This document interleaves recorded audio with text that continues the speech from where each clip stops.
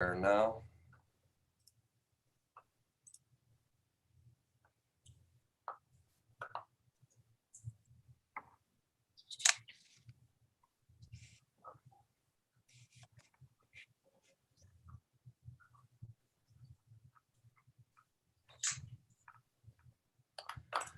Okay, good morning, St. Rita family. We are coming to you live for the second annual St. Rita Feast Day of Giving.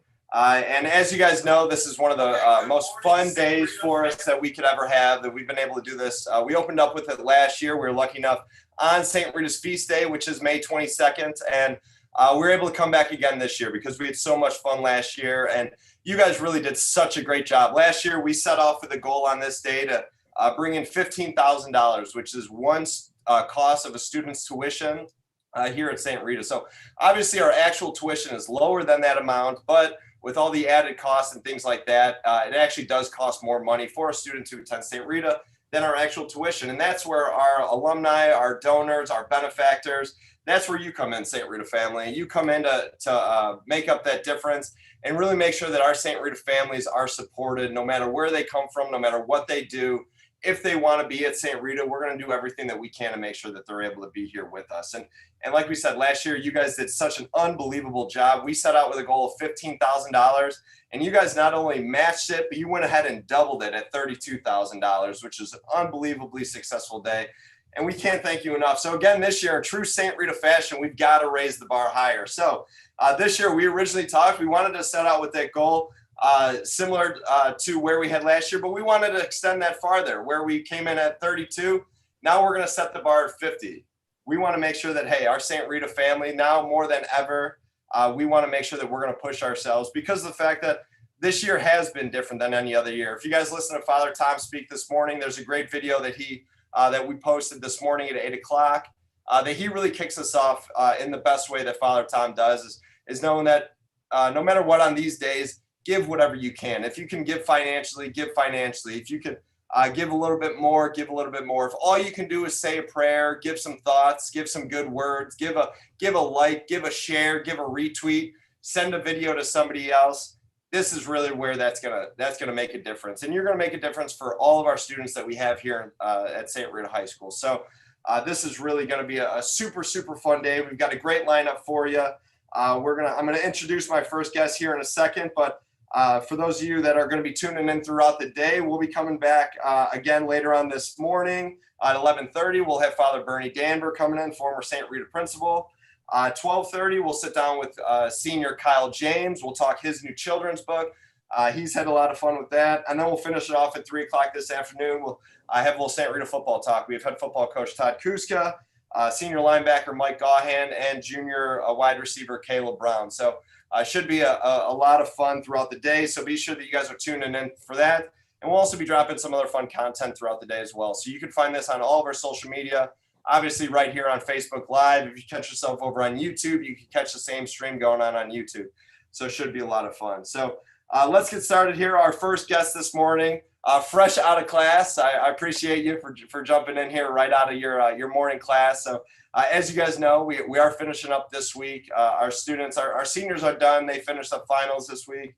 But the rest of our juniors, sophomores, and freshmen, they're going through the last couple days of classes this year. So coming to us, the 1993 graduate, the pride of Queen of the Universe Grammar School from West Lawn neighborhood. Here with us this morning is English teacher and head baseball coach, assistant football coach. The titles go on for him. Mr. John Nee. So, John, thank you so much for joining us this morning on our second annual Feast Day of Giving. How are we doing this morning? Doing great, Rob. I appreciate you having me. I recall our conversation last year at this time from my bedroom in the midst of the pandemic.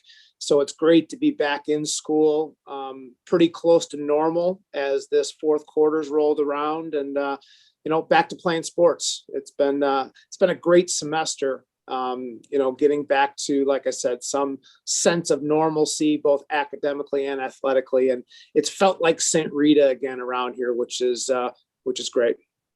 Yeah, I was gonna say, like you said, last time we talked, you were teaching from your bedroom. You had lunch period in the kitchen. It was a little bit of a different setup. So obviously we come back into school this year. We start off in a hybrid method. We have students at home, we have students in class. How has it been just kind of transitioning into the year, getting used to the hybrid mode, and then we're kind of on and off, back and forth? And how's it been just from a teacher's perspective that you've been able to handle it? Well, life is about adjustments. And, I think all of us as teachers, and I think even more importantly, the students had to make some real adjustments to how they went about their daily business. And, like I said, I think like anything else in this world, the longer you do something, the better you get at it. And I think all of us as teachers would say that we're much better today handling this type of thing than we were a year ago at this time. And I think it's a credit to our teachers, to our administration, and particularly to our families and our students, and how well adjusted everybody has been throughout this, and kind of roll with the punches. And I don't know, I feel like we haven't missed a beat academically. The thing I'm more concerned about is the social aspect of things. And that's why, when I started off by saying it's been so nice, because it's felt like St. Rita around here again, because we have so many more kids in the building. A lot of guys have taken advantage the second half of this semester as the weather's gotten better, as sports have begun, going on our 5-day plan. It's great to walk into a classroom where there's 20 kids after having 3 or 4 kids a day, 3-4 months ago. So like I said, it's felt more like St. Rita. And I think it's really going to energize everybody, knowing that when we come back in the fall, it should look exactly like it should, where everybody's here enjoying the full St. Rita experience.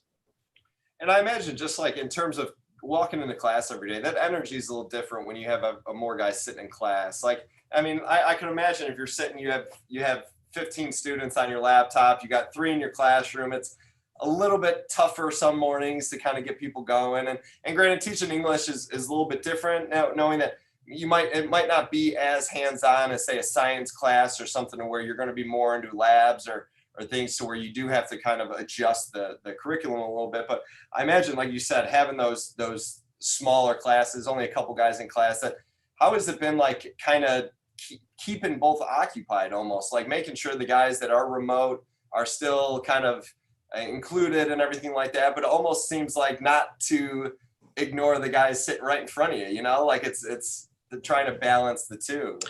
Try to do a little something different every day if possible. You get into a groove in terms of, number one, making sure who's there, who's on Zoom, who's in person, but also what we try to do is to keep everybody interactive.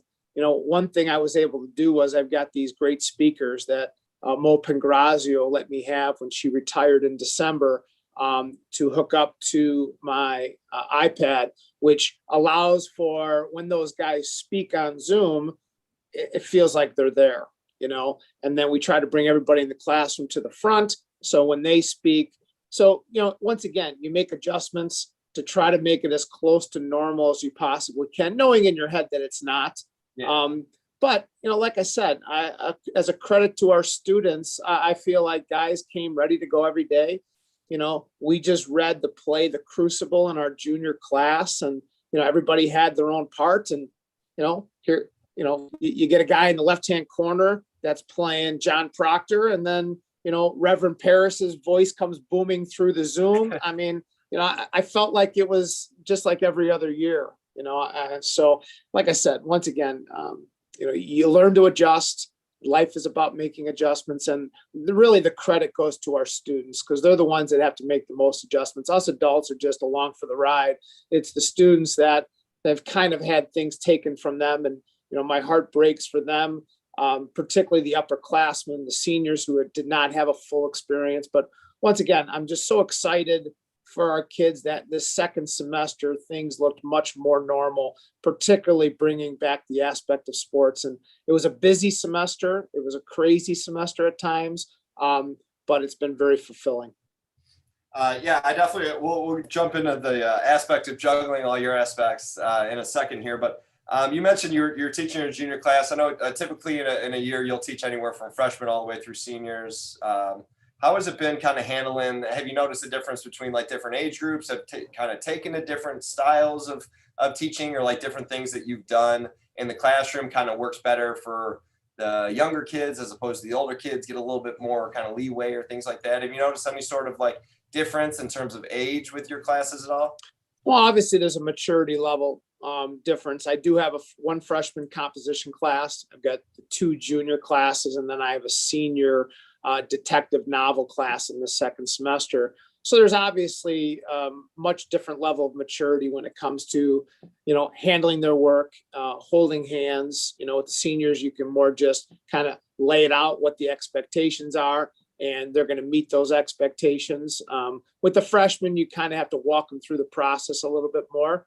I've seen, a huge difference. And, I'll use my freshman class as an example. It's a freshman composition class, something we added to the curriculum a couple of years ago to really help our students with their writing. And man, the improvements I've seen from the start to the finish, each essay that we assign, I give them time in class. So I'm there to help them with their editing process. And then everybody has to present. So we get up in front of the class and present, and I give instant feedback to them. And it doesn't only benefit the student, but it benefits everybody, because many times when I'm giving feedback to one student, there's 10 other students that probably are benefiting from that same feedback. So we try to do it that way. And like I said, I've seen great improvement from those guys.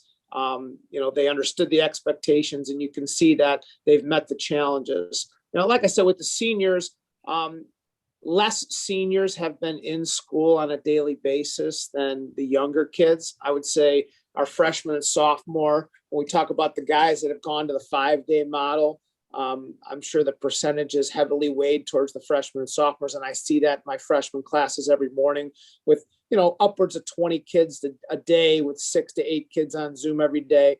The senior class, a little bit different. And I understand that those guys have been through the wars already, and, knowing that things were not going to be what they'd hoped they would be coming into their senior year. I get that.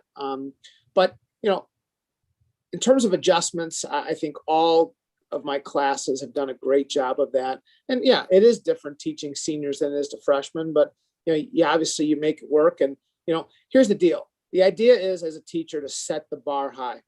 And, one thing I've realized in my 23 years of teaching at St. Rita is, if you set the bar high for your students, they're going to reach that. They're going to reach that bar. It's about expectations.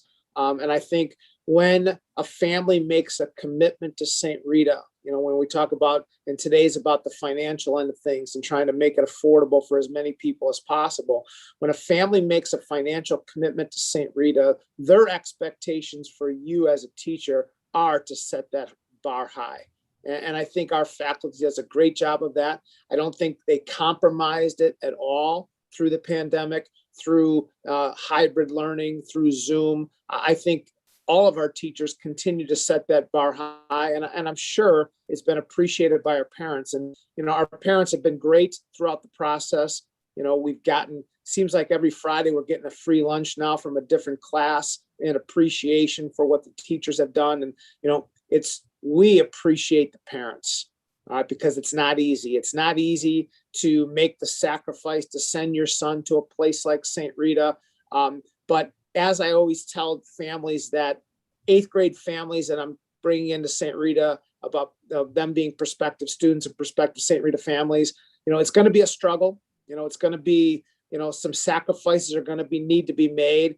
But I've never come across a family on graduation Sunday, when they watch their son walk across that chapel and get their diploma, I've never seen a family that wasn't anything but thrilled. And, everything they did, all the sacrifices they made were worth it, because you come to St. Rita for 4 years and you stay here for a lifetime. And that, not only are we talking about our graduates, but our families. And we see graduates come back on a daily basis. We see families of graduates still involved in St. Rita, and the Father's Club and the Mother's Club. And I think that's really what makes St. Rita the special place that it is. Of course, and there's so many good things that you said in there that I would love to almost go back and be able to talk more about. But it really is, as we continue to talk about it, that partnership that we have with our families, that especially this year has been so hard because of the back and forth of hybrid and going remote and things like that. That partnership has been so important to us. And that's really why I feel like for years, why St. Rita has always been such a family oriented place, because you make a commitment into your 4 years that, because of the sacrifices you have to make, the time commitments that you get here. And let's be honest, there's a lot of travel time that gets here as well for a lot of students. You know, like we have so many students that come from so many different parts of the around the Chicagoland area, that there are students and there are families that are taking time to get to St. Rita. And there's so many investments that by the time you make it through, like you said, there's that success factor that comes to fruition, that, okay, it was all worth it. You have that success. You have wherever you're going to go on to that next step, whether you're going on to college, whether you're going on directly into the workforce, you're going to be prepared for that next level. And a lot of that has to do with the fact of that foundation that's been built both by the sacrifices, as you mentioned, being made in terms of the time commitment, in terms of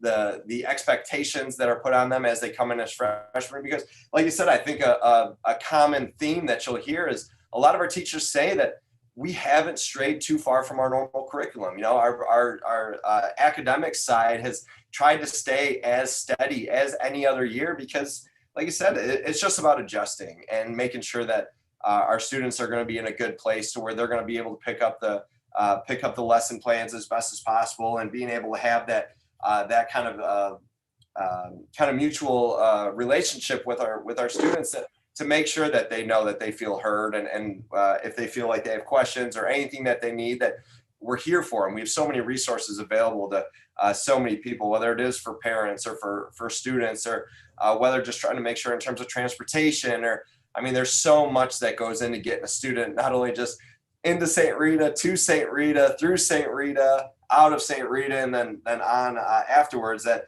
it really does take a family, takes a village to really make sure our guys are in a good place. So, John, it sounds like, as always, you guys are always doing great things. And I wouldn't sell our teachers short. I know you're always so quick to throw all the appreciation and throw all the credit to our students and our families. But I don't want to go by for a second that our teachers haven't been working their butts off all year to make sure that every single student is going to be prepared, and every single student has been accommodated, whether they are, like you said, whether we do have a lot of students that are still remote, whether students are going to be in for a hybrid or in for a 5-day, or our counseling center has done such a great job of students that are flipping and making sure that teachers know who's going to be in their classroom and who's not. So it really has been kind of an all hands on deck kind of mentality, but that's the way St. Rita works. You know, we've always kind of been an all hands on deck school, to make sure that it's always been about the kids. It's always been about our Rita men coming in and making sure that whatever they need, that they're going to be taken care of, and they're going to be put on a path to success here. So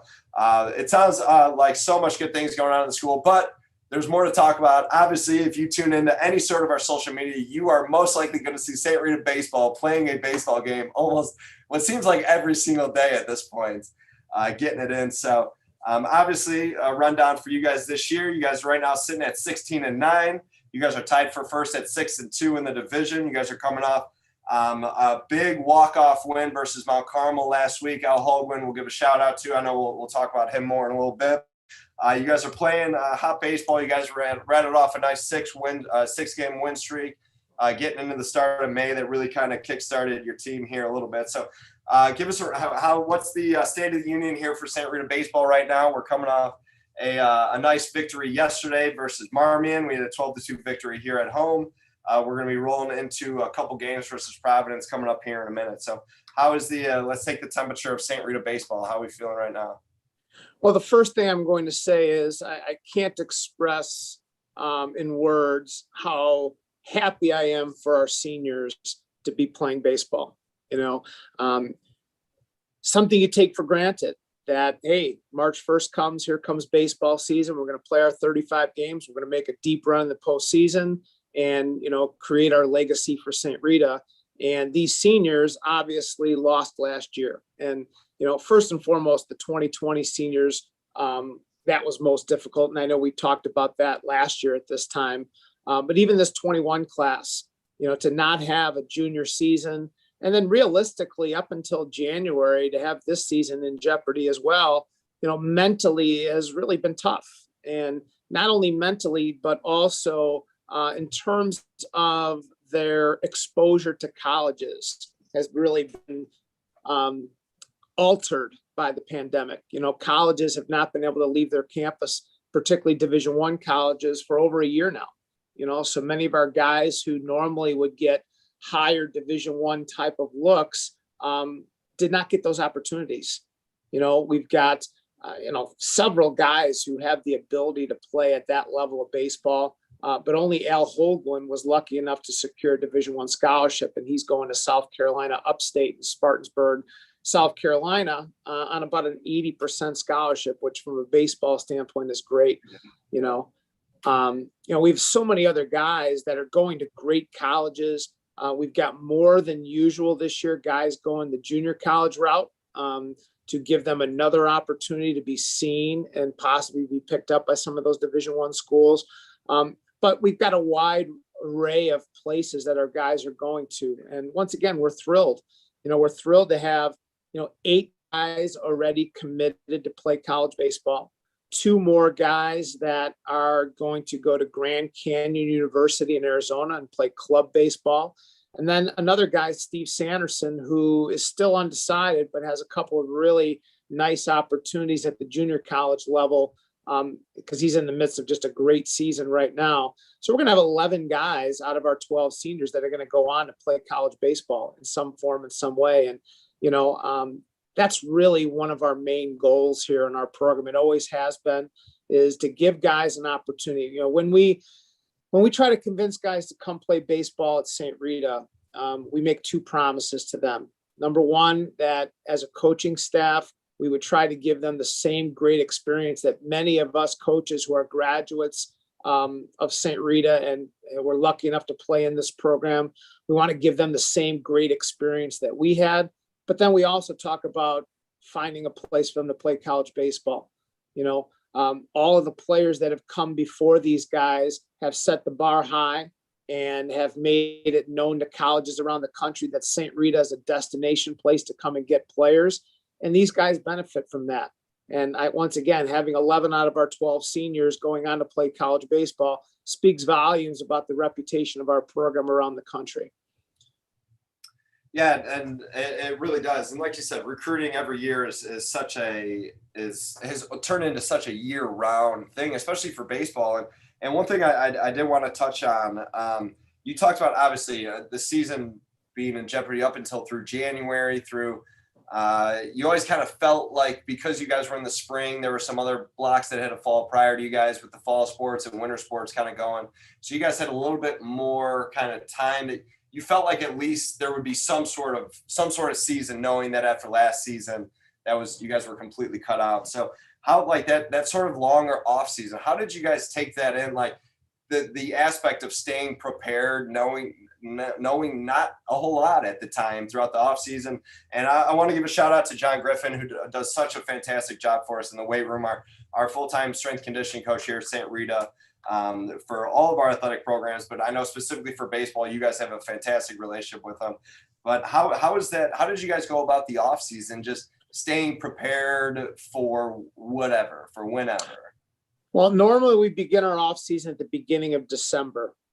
This year, knowing that the season, best case scenario, was going to be played, but was going to be pushed back, we started in January. And the most unique thing, when we talk about our off season, obviously the strength gains that we get are so important and they show up on the field. And as you said, Griff does an unbelievable job with our student athletes. But it's also the camaraderie aspect of it. It's getting up at 5:30 in the morning, knowing that your 30 teammates are doing the same thing and coming in here and battling through and sacrificing and all those different things.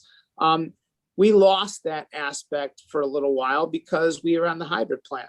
So, we in essence had 3 different lifting groups. We had our red group for students in the red group, our blue group, and then we had our remote group.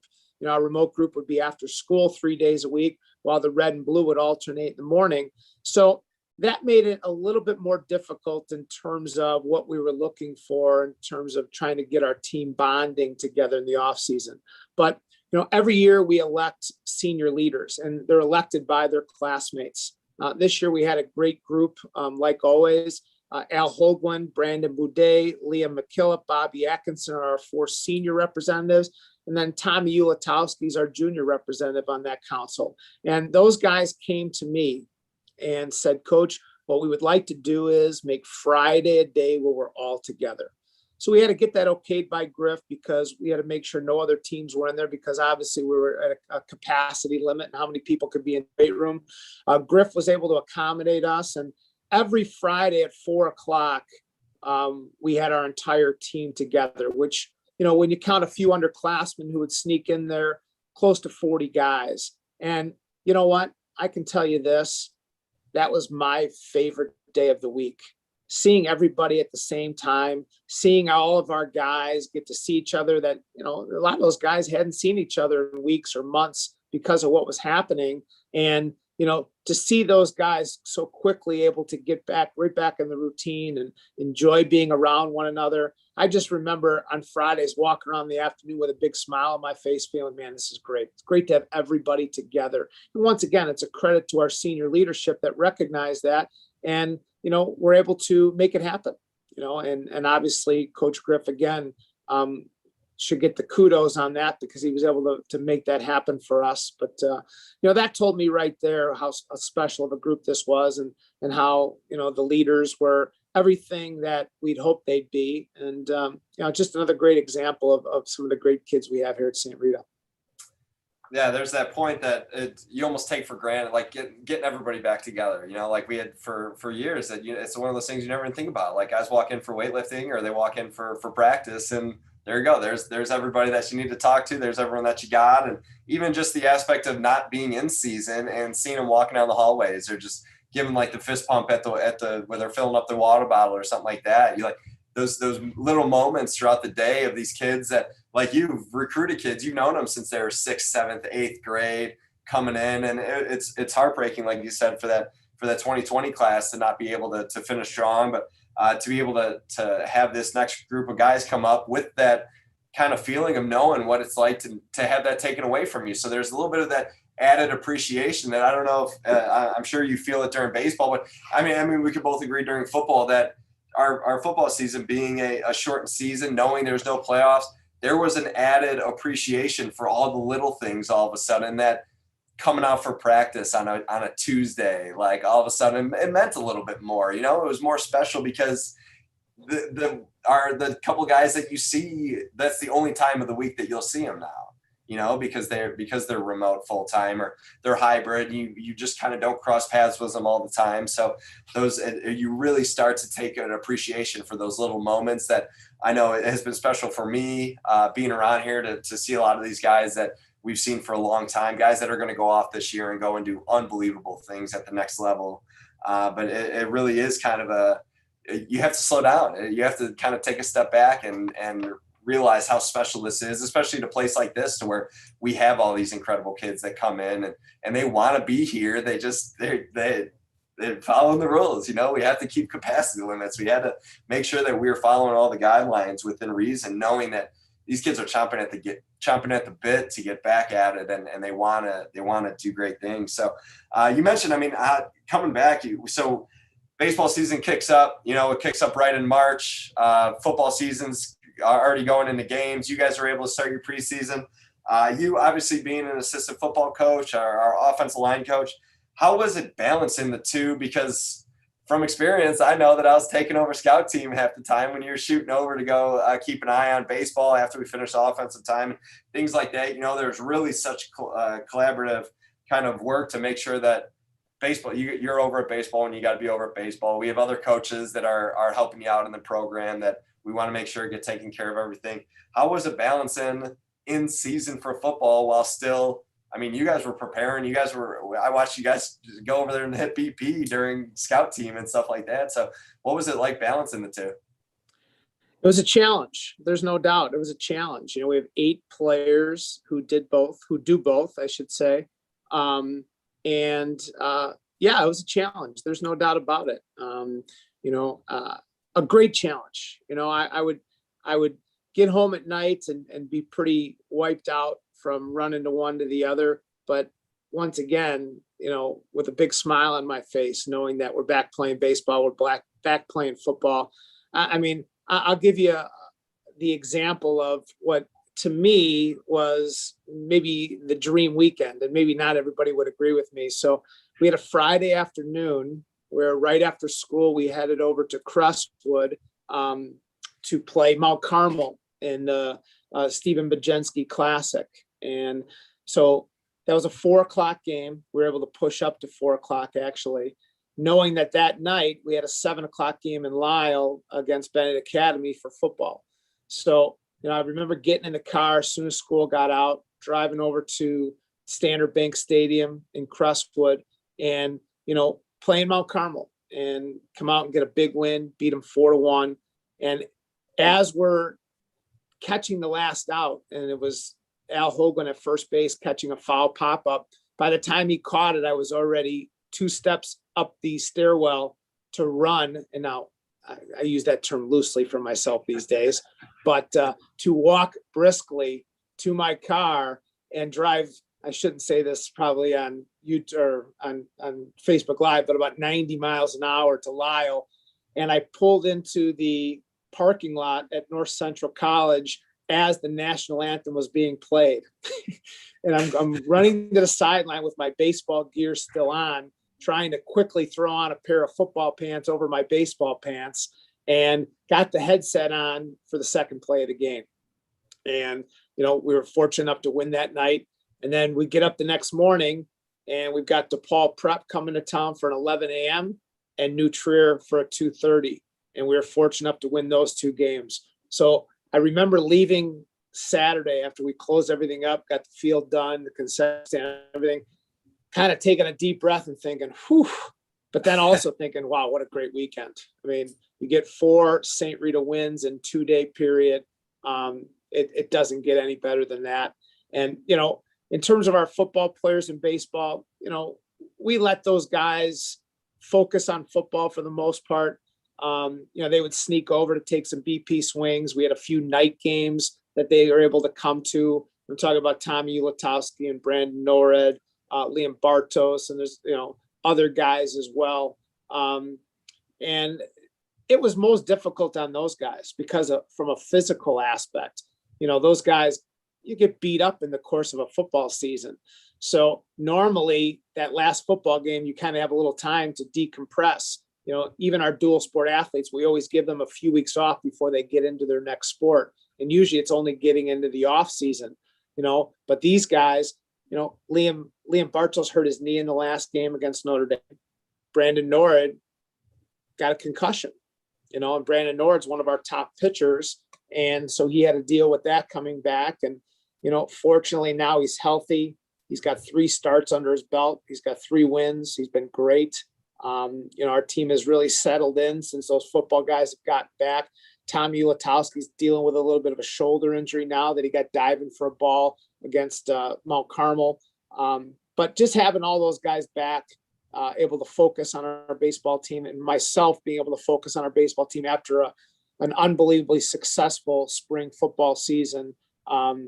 Once again, it's great. And it's, you hit the point very well, Rob, about learning to appreciate the little things. And we try to drive that point home with our kids every single day because it has been a grind. Like you said, today will be our first baseball practice in 17 days. All right. Because we've played a game every single day eligible besides for a couple of Sundays off. And, it's one of those things where I'm in the shower this morning and I'm trying to think about, I knew about this interview obviously coming today, and I knew we'd be recapping some of the games. And for the life of me, I couldn't remember who we played on Monday this week. So it finally dawned on me in the car. Oh yeah, we were at Fenwick on Monday, because we played Marmy in the Catholic Blue games Tuesday, Thursday. We went out to Andrean, Indiana to play the defending state champion Andrean 59ers on Wednesday. So it's been a whirlwind to say the least, but exciting without a doubt. And I wouldn't trade it for anything in the world. Oh, absolutely not. Because let's be honest, when else are you ever going to get out of school, go play Mount Carmel in baseball, drive over, go coach Rita, play Bennett in football, turn around, go back to go play baseball. I mean, that's all things aside. That's never ever will we be in a situation like this again to where, I mean, it's at that same point, it's crazy, it's hectic, it's busy, but it's a ton of fun. I mean, we get to do all these things, and yeah, it's like you said, at the end of the day, you get a chance to exhale and think back on it. And you're not making it easy on the guy that updates your websites with scores every day either. Trying to make sure that I'm keeping pace to make sure that we got everything up to date for you guys. But like you said, it's been busy for everybody. And there's a great story I have. You brought up Tommy Ulatowski, and so on Wednesdays, we lift on Wednesdays for football, so we have a little bit of a shorter practice. And after lifting, quarterbacks will meet afterwards, and here's a little inside fun fact for our quarterbacks, for my varsity quarterbacks. If we go through and we don't throw an interception and we win the game, I buy my quarterbacks a little meal for our Wednesday night lunch. Taking a little bit of an homage to you, that obviously getting your lineman pizza set up. But we go get Cane's. We get Cane's chicken fingers for our Wednesday night meeting.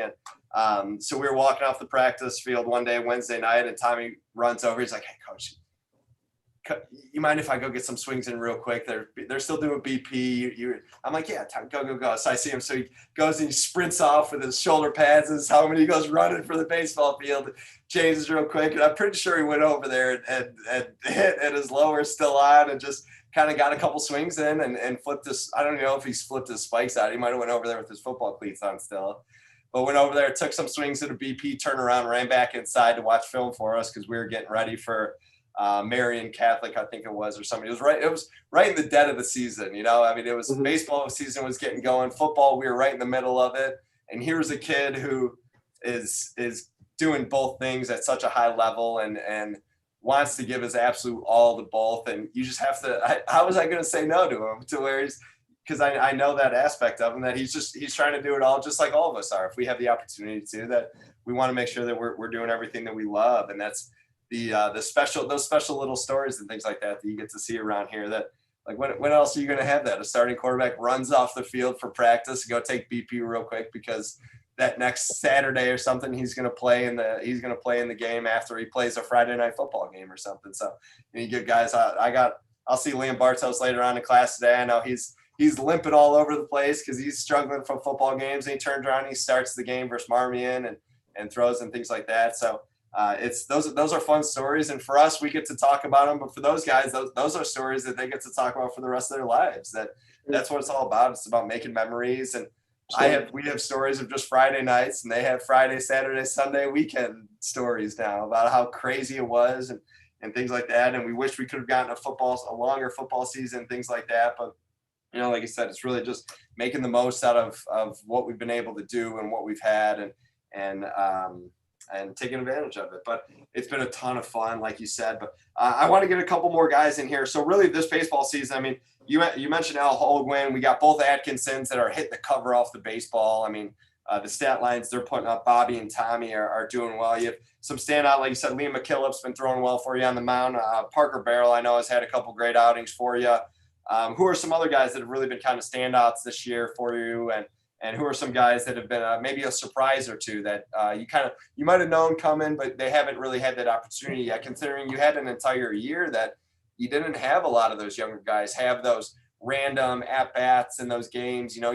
Those guys really haven't had anything besides, if they're juniors now, their last at-bat was a freshman, So where are you at in terms of some of the standouts and then some guys that might have been a surprise for you?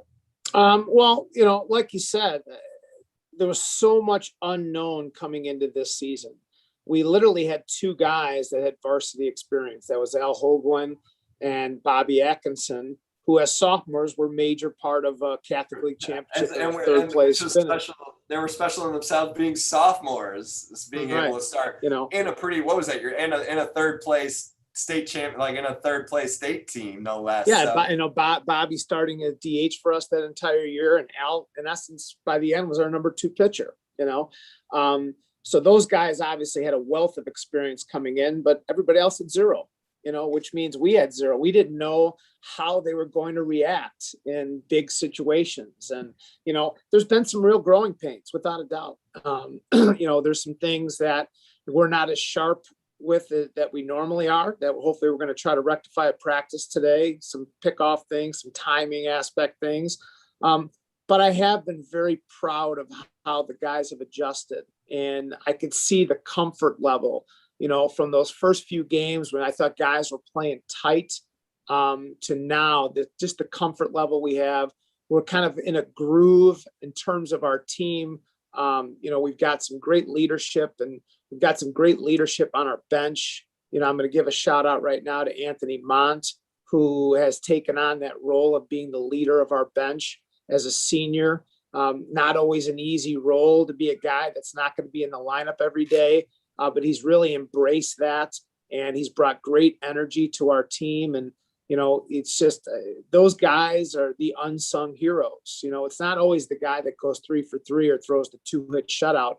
It's the guy that helps bring the energy on those days when you really need it, especially when we're in that stretch of playing 10 games in 11 days and 8 games in 9 days. And we've done that a couple of times throughout the course of the season. It's guys like Anthony Mott, and it's other seniors. It's Charlie Evans. It's Josh Ladislas. Those guys have just taken on they've been great teammates. And I can't emphasize that enough. I'm so thrilled. Tomorrow, we're going to be honoring our seniors on senior day. We've got a doubleheader against Providence. 10 a.m. start. We'll be doing our ceremony about 9:30, 9:40. So to see senior parents and the entire team of parents have a great day planned for us tomorrow. So I'm just thrilled. It's 10 o'clock start. So if anybody's looking to come out on a beautiful Saturday for a great Catholic League game at 10, we'll play a second game as well. And that second game, we'll get an opportunity to really get all of our seniors some quality game action, to really give tribute to them for all they've done for the program. And just going to be a great, great day at St. Rita. And it's going to be 87 and sunny. I mean, it just doesn't get any better. We've got some other great games coming up. We mentioned before, we're currently tied for first in the Catholic League Blue with Brother Rice at 6-2. We've got 2 games of Providence this Saturday and then next Tuesday at Providence. And then we finish off with 2 games against Rice. And there's a really good chance that those games will probably decide the Catholic Blue title. And it doesn't get any better than that. When you make the Hollywood script at the beginning of the year, and you recognize that you're finishing your Catholic League Blue schedule with Brother Rice, to think about both those teams being tied for first going into that last weekend, the script is written for itself, and it's about going out then and giving your team an opportunity. And we couldn't be happier to have that opportunity. We also just secured the number 4 seed in our sectional. So we'll open up the playoffs against York here at St. Rita. And then if we're lucky enough to advance by beating a quality York team, there's a good chance we'll match up with Mount Carmel at St. Rita as well. And that doesn't get better than that. If you think of a regional championship on a Saturday morning at St. Rita versus Mount Carmel for the 4th time this year. We've been lucky enough to beat them 2 times out of 3 already. It sets up for some really fun baseball on Mike Zunica Field at 7740 Southwestern here in these last couple weeks of our season. Yeah, just like you said, what more can you ask for? Coming down a conference championship versus Brother Rice, you got 2 or 3 games to sort that out, and then coming down for a possible regional matchup versus Mount Carmel. I mean, that's why you come play baseball at St. Rita. You're chasing championships, you're chasing Catholic League championships, you're chasing state championships, and it's against those big rivals, our respected rivals that we love playing against and we love going against, and that's what makes this run so fun. So, like you said, that you hope that it winds up that way, that if all things kind of go right, that I don't know. I would hope that you clinch it before that, and if all things considered. But if we're having the opportunity to get to that point, that's absolutely it. So definitely a lot of stuff coming up for St. Rita baseball, as you mentioned. We're going to be we have you're at Providence or at home versus Providence on Saturday. We have a doubleheader there, and then that game next Thursday we're back at home versus Brother Rice. So as you mentioned, 4:30 at home versus Brother Rice. Anyone, you guys are all welcome to come out and come out to St. Rita and check that game out for sure. That is available for you as well. So we've got a great, I don't interrupt you, Rob. We have a great Memorial Day weekend as well. We'll be at Brother Rice a week from tomorrow. And then Sunday, we'll host Marist here at 1:00. And then on Memorial Day, Monday at 11 a.m., we'll have Lockport here for our final regular season game. So no better way than to get ready for the playoffs with 3 quality games that Memorial Day weekend. So hopefully the weather cooperates and we get some big crowds out here. And, one more guy I want to recognize, I'd be remiss if I didn't, is another senior on our baseball team that's invaluable to us in terms of what he brings on a daily basis. And he did the same thing in the fall with our football team, and that's Wentz Zavala. Wentz is one of those unsung guys that, he was a backup offensive lineman for us all this spring's football season. He's a backup catcher for us. He's going to continue his baseball career at Beloit in Wisconsin. But here's what I'm going to tell you. When I think about St. Rita and I think about the special kids that I've been fortunate enough to meet and to coach and to teach in my 23 years here, Wentz Zavala is right at the top of that list. He's one of those guys that got a smile on his face every single day, and he's got the hardest job in the world. The hardest job in the world is to come every day ready to work and ready to contribute, knowing that you're not necessarily going to get, the at-bats or the innings on the field or time on the field when it comes to football. But man, what a great teammate. I couldn't be more excited for him to be able to move on. I've talked to the coach at Beloit, and in his short interactions with Wentz and his family, he recognizes all the qualities that we have. Just another great St. Rita kid and another senior that we'll be thrilled to honor him and his family tomorrow, and look forward to him getting some opportunities, some great at-bats in that second game against Providence as well. Awesome. And I wish we had time. I'm sure there are great things. We could go down your entire roster and start rattling off great things between those guys, because there's so many. Our baseball program is stocked with guys that just really excel in the classroom. They've really they've committed themselves into making sure that they're going to take care of the little things, take care of their grades. And I know every year you guys have plenty of guys from your team that are getting the Illinois State Scholars, they're on the honor rolls, they're Heaney Award winners, they're hitting their 4.0s. That we're really, that's what it's all about here. We want to make sure that they're getting the education that they're going to go on.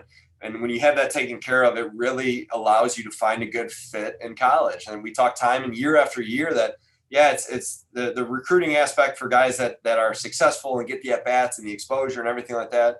They're going to get seen, but there's only 9 players that could play on the field, and you got 25 guys in the clubhouse that could all play at the next level. So having that aspect to where you find guys homes at that next level, like a guy like Wentz, that you could tell that he's got everything there, but he's just being able to make sure he's rounded out. He just hasn't been able to have as many opportunities as somebody else to be able to shine as much as he can, but still being able to find a home at the next level and being able to continue his baseball career is really a testament both to him, but just kind of the program in itself. He's another one of a long list of guys that put in the time and the work, and they've been a product of the program that has been so successful that colleges want St. Rita baseball players. They want them into their school. They want them on their teams. They know that they come from a strong program. They come from a good foundation. They know how to put in time commitments. They've been put through the ringer a little bit. Our expectations around here are not low for our student athletes, and our guys rise to the challenge continually. So that's why they continue to find success at that next level. And speaking of success on the next level, before we kind of wrap up here, I want to give a shout out. We do have plenty of St. Rita alums that are doing great things both in college and at the professional level as well. Obviously, Mark Payton, 2010 graduates, kind of found a nice little home for himself in Cincinnati. He's kind of been back and forth in on the travel squad there. He's gotten some major league time. He's been with their AAA program and then back again. So I know you got Peyton, you got Jalen Greer, who's over with the A's. You got a handful of guys. So we do want to give a little bit of a shout out to those guys as well, who are doing such a great job at that next level. But wrapping it up, Coach, obviously today is all about St. Rita. And it's about our people. It's about the families that we have here. And today is about giving. It's about giving to those that need the help. And this year more than ever, especially considering our advancement office, we haven't been able to host our alumni banquet. We haven't been able to have just as big of a Caritas celebration that we have. We have a couple events that usually, which are very beneficial for our tuition assistance program, haven't been able to achieve. So that's why days like today are so important for us. but it's about the St. Rita family. You know, it's been so much fun. I love doing this every year because we get to talk about all the fun things about St. Rita, about our time at St. Rita, about why we love it, why we're still here.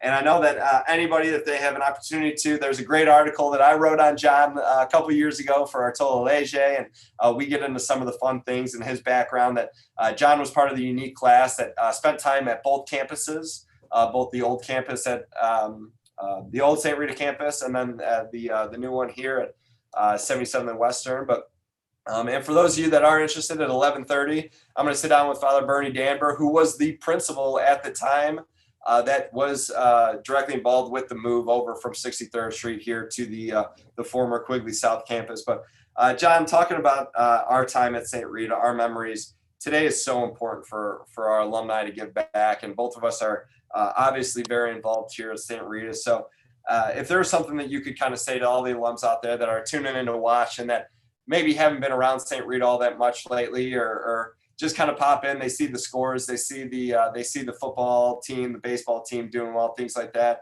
Give a little some why is it important now more than ever that we have to make sure the students in the building are taken care of and supportive at this time? Well, the first thing I would like to say to our benefactors, to our alums, is a sincere thank you.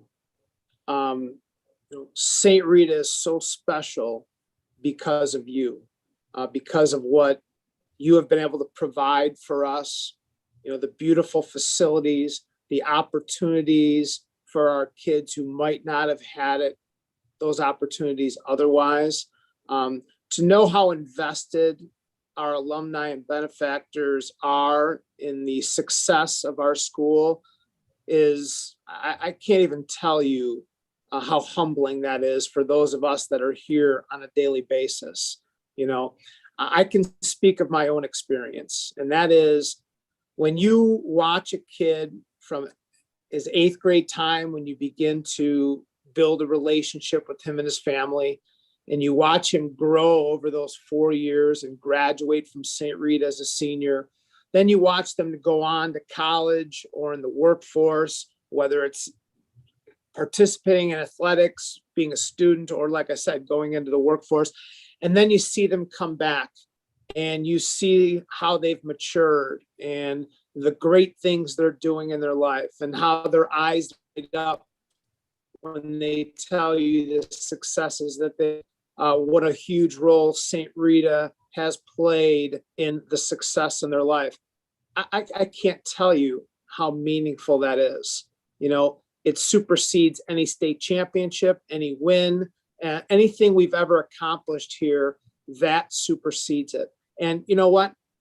You feel so satisfied as a coach and as a teacher that even if you had just a little bit of influence on that kid's life, just a little bit, all right, that is so fulfilling.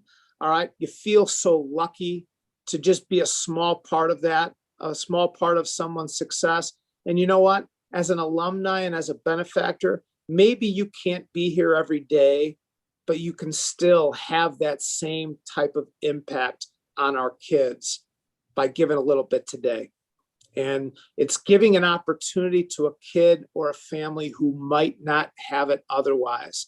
And then you can look back 10, 20 years down the line and see that kid go on and be successful and then pay it forward. And then it's his turn to provide that same opportunity for a kid who's dying to have it. And you know what? That's what makes St. Rita so special. It really is. And I know not everybody has the means to do that. Some people have more than others. Some people today can click that button and they can donate. Some people can't. But just being a part of St. Rita is so important. And like I said, I can't tell you how fulfilling it is to be a small part in watching someone grow and become successful. And today, to our benefactors, to our alums, to our supporters, today's your day that you can have that type of impact on our students. So I hope you take advantage of that. Thank you from the bottom of my heart, from all of us at St. Rita, for all that you've done for St. Rita up to this point. But we need it to continue, and now more than ever. So if you can donate today, I can't tell you how how appreciative we would be. And trust me when I tell you, the benefit that you will feel when you watch our kids go on to be successful, it'll be well worth it for you. So thank you to everybody that's listening today. And thank you for all you've done for St. Rita in the past, in the present, and all you will do for us in the future. So. Absolutely. I could not have said it better myself. And just to echo his words, thank you so much. And like you said, we cannot do this without the support of our alumni, our benefactors. And like I said earlier, people that they share our stuff on Facebook, people that they retweet, they just pass the word around, people that just say a simple prayer. I love hearing Father Tom say it because he says it so often, that give whatever you can. If you could give $1, give $1. If you could give more, give more. If you could give a prayer, just give something. Continue to give back to St. Rita by any ways that you can. But from both of us here, thank you so much. We honestly cannot do this without you. And just to reiterate, there are 3 ways this year that you can donate as part of our Feast Day of Giving. You can go right to our St. Rita website. You click the donate button in the top right, donate right through there. You could donate through Venmo this year at St. Rita HS, just like all of our other tags. If you donate through Venmo, please be sure to include your name and your grad year if possible. Or you could click right here on Facebook. Click that donate now button. You could donate right through Facebook. All the money that comes in today and tomorrow will go directly into our tuition assistance fund, directly to our students. And every year, our St. Rita Scholarship and Financial Aid Program gives out over $1 million in financial aid and scholarships. And this year, for this incoming class, we're set to give out the most amount of money that we've ever given out in past years in terms of new scholarships that we have offered. In terms of financial aid, we've been able to have a very successful Caritas Valentine's celebration this year that has been able to really kind of make a big impact for us to kind of get us going. But today is a very, very important day, St. Rita, and we cannot be everything that we can be without you. So please, if you have it in your means, if you have it possible, find a way to donate a little bit more if possible. Anything that you could do to help out our cause is going to be beneficial. That way, all the great people here at St. Rita can continue doing the great things that they have. And really, like we said, and like anybody here will say, it's about our Rita men. It's about our students. Everything that we do here is going to be for them. Nobody comes here for, let's be honest, we're not coming here for the paycheck. We're not coming here for all the other great benefits that come here. Our benefits are being able to hang out with these kids, and we get to make like you said, if we get to make even the smallest impact on these students as they go on and they do incredible things. And if you wanted to hear about a kid talk about doing incredible things, listen at 12:30 when I sit down with Kyle James, who is one of my favorite students I think we've had ever. And he's going to go out and do amazing things. He's heading to the University of Chicago next year, and he's got his children's book that's already out in stores. And he's just one of numerous examples that we have within the halls that we wish you could sit here and we could talk to them all day for you guys. But I know, Coach Nee, you got to get back to class. I don't want to keep you out of that too long. So thank you so much for sitting down with us. We surpassed our time last year. I know we joked about we did 45 last year when I think I had originally talked to you into doing 20 to begin with. So here we coming up on an hour. So John, it's always fun being able to sit down and talk to you, talking St. Rita baseball and everything like that. So like I said, you could check out the Mustangs are coming up this Saturday. They have a doubleheader versus Providence. So we have a little Augustinian rivalry on St. Rita's feast day. So who could have written that one up? Just so happens to work out that way. So check out the Mustangs coming up here soon. So that is going to be it for us here this morning. You guys, we are going to be back live right here at 11:30. We have Father Bernie Danberg coming on, former St. Rita principal. He's now currently an alumni and athletic chaplain. Also has a little bit of work with the White Sox. We'll talk a little White Sox baseball with him as well. So be sure to tune back in here at 11:30. So thank you everybody very much for tuning in. For Coach John Nee, I am Rob Gallik on your St. Rita Feast Day of Giving stream. So thank you very much, and we'll see you a little later. Go Mustangs.